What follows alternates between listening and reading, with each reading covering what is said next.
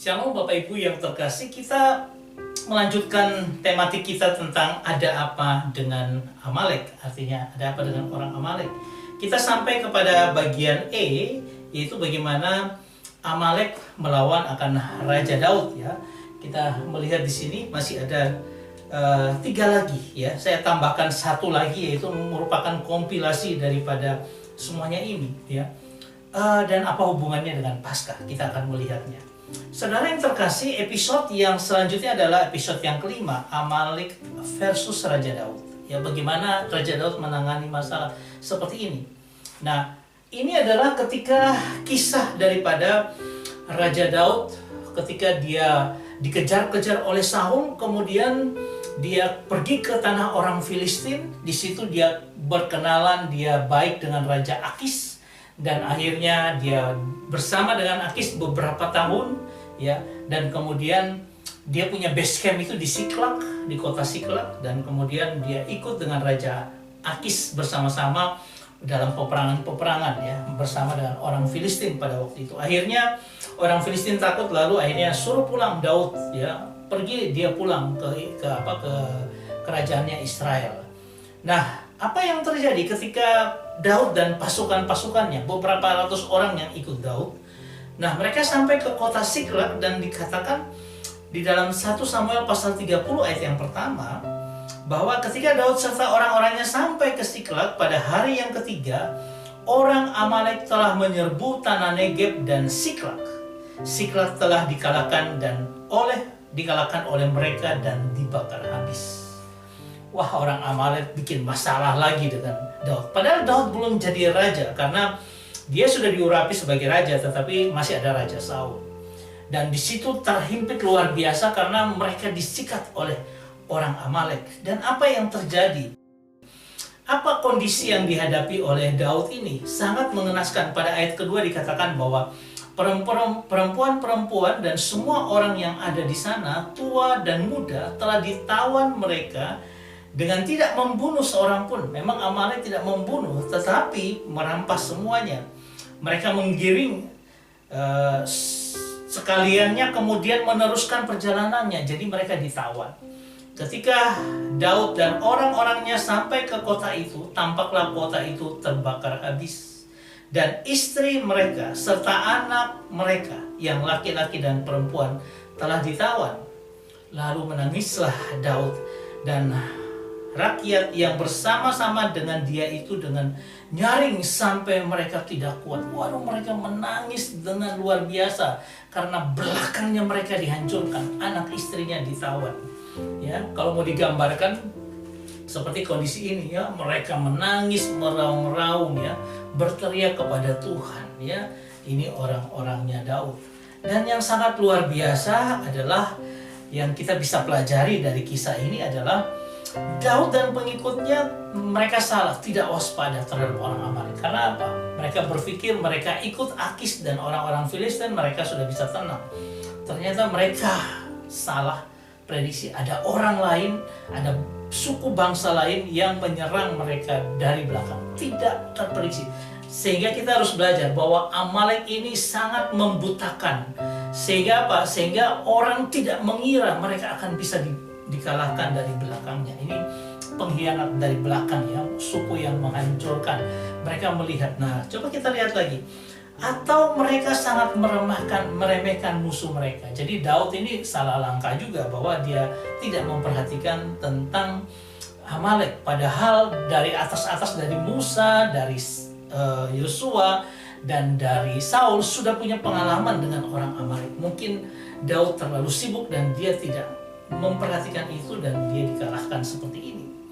Nah, dalam pergumulan yang berat ini, Daud menguatkan imannya hanya kepada Tuhan Allahnya. Ini yang menarik ya.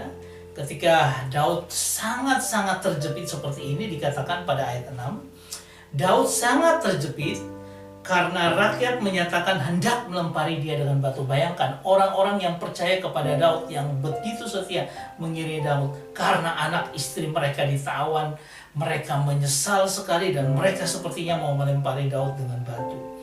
Seluruh rakyat itu telah pedih hatinya, masing-masing karena anaknya laki-laki dan perempuan. Tapi di sini katakan hebatnya luar biasa Daud. Tetapi Daud menguatkan kepercayaannya kepada Tuhan Allahnya. Apa yang Daud lakukan? Mempersembahkan, menguatkan dirinya kepada Tuhan.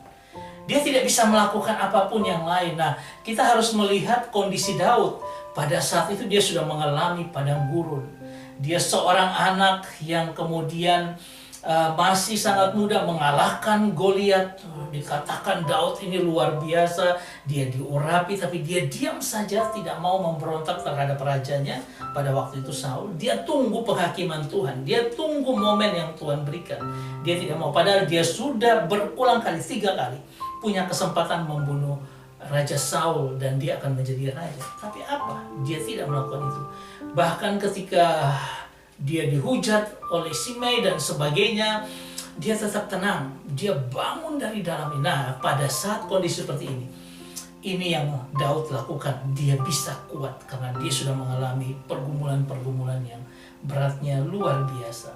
Saudara, yang menarik dari sini kalau kita lihat di dalam frasa dari bahasa Ibrani dikatakan Vayit Hasek David Adonai Elohav, ya.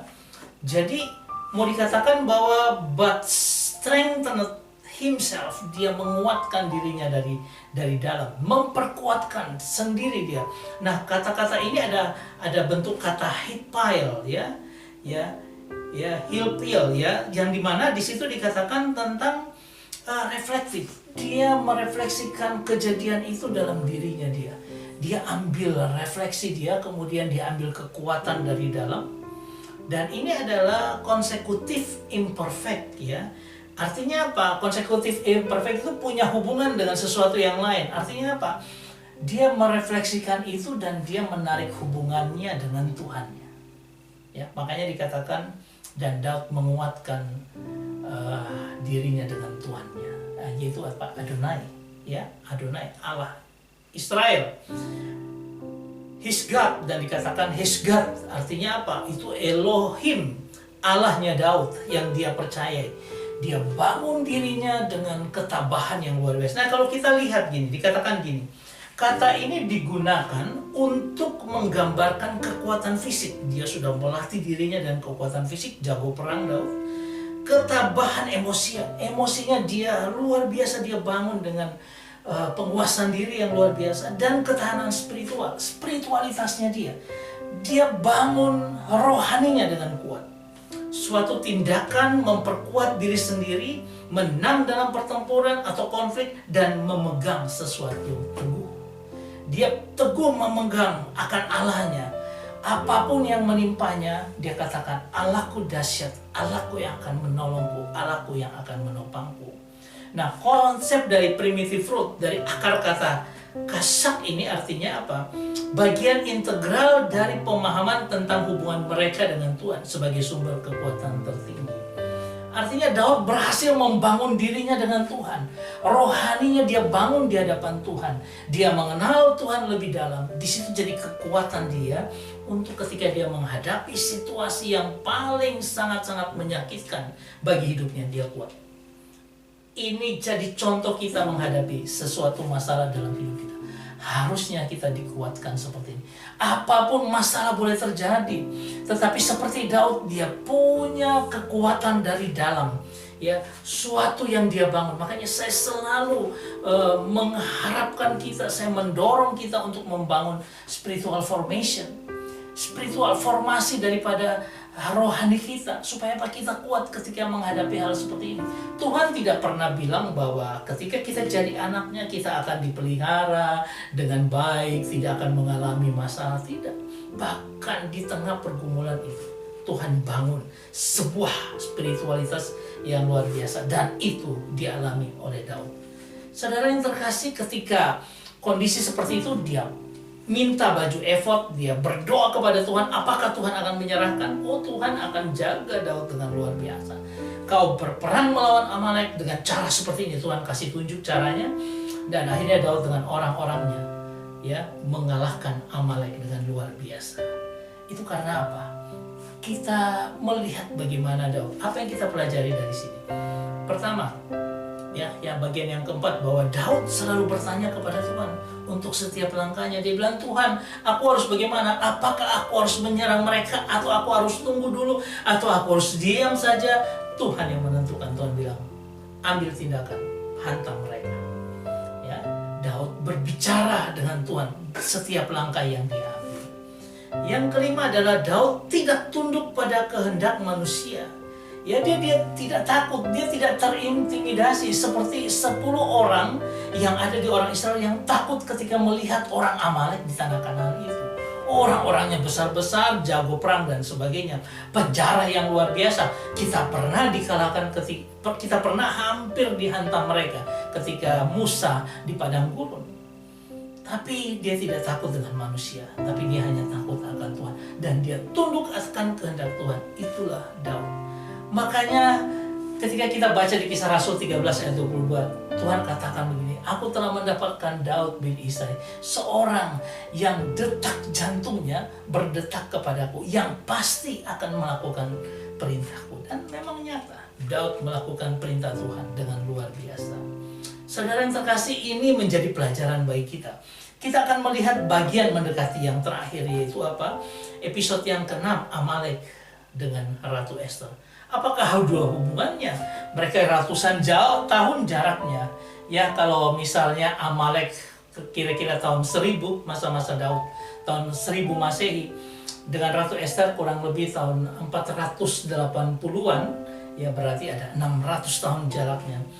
Dan itu akan sampai dengan 3000 tahun lagi di mana kita hidup saat ini. Kita coba lihat dulu dengan Ratu Ester seperti apa Amalek yang ada di situ. Saya berharap ini memberkati kita karena ada hal-hal yang belum kita pikirkan, tetapi Tuhan memberikan pelajaran yang luar biasa indah. Ketika dia katakan hapus Amalek dari kolong langit ini. Itu menjadi sesuatu yang luar biasa kalau kita mau merenung sebentar dan mempelajarinya supaya apa? Kita mendapat kekuatan dari semuanya ini. Tuhan memberkati kita semua. Amin.